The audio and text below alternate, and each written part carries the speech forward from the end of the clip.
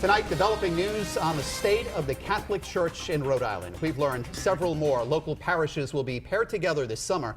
That means one priest will oversee two parishes. Church officials tell us the changes are once again due to a shortage of priests and dwindling attendance numbers. Now here's a look at what parishes will be pairing together. St. Catherine's and St. Francis in Warwick, St. James and St. Ambrose in Lincoln, St. Maria Goretti in Pawtucket, and St. Agnes in Providence. Church officials tell us these changes will take place starting July 1st.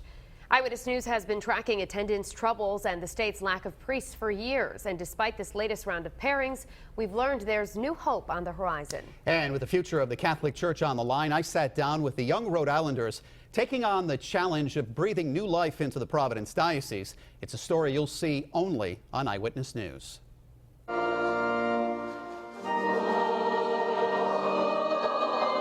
It's more than a job. It's a vocation. Christ is still calling many men to become priests. And it comes at a critical time. I think it's harder to hear his voice today. For the first time in the history of the Diocese of Providence, no one will be ordained into the priesthood this year.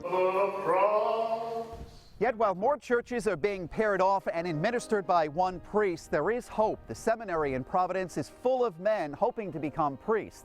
Men like Billy Bertier. And one of the beautiful things he said at the end, the Lord is happy you're here. That's really something that started up and really penetrated deep within.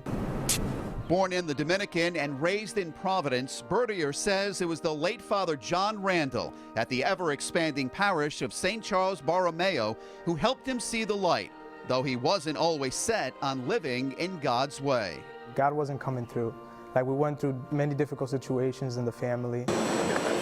A friend of mine was shot and killed. And I started, going to parties, clubs, drinking, and all these different things, and as I did all these things, I was seeking fulfillment.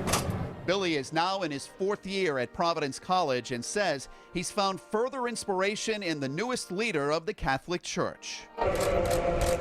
First of all, I think Pope Francis, he's the man. He's reaching out to the poor.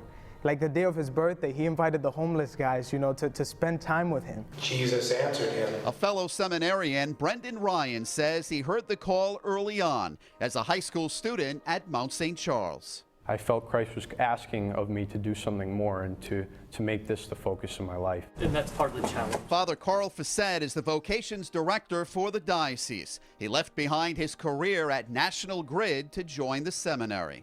What did your coworkers, friends, and family say when all of a sudden you have a master's degree in taxation, you're just dropping all this to join the priesthood? What did they say?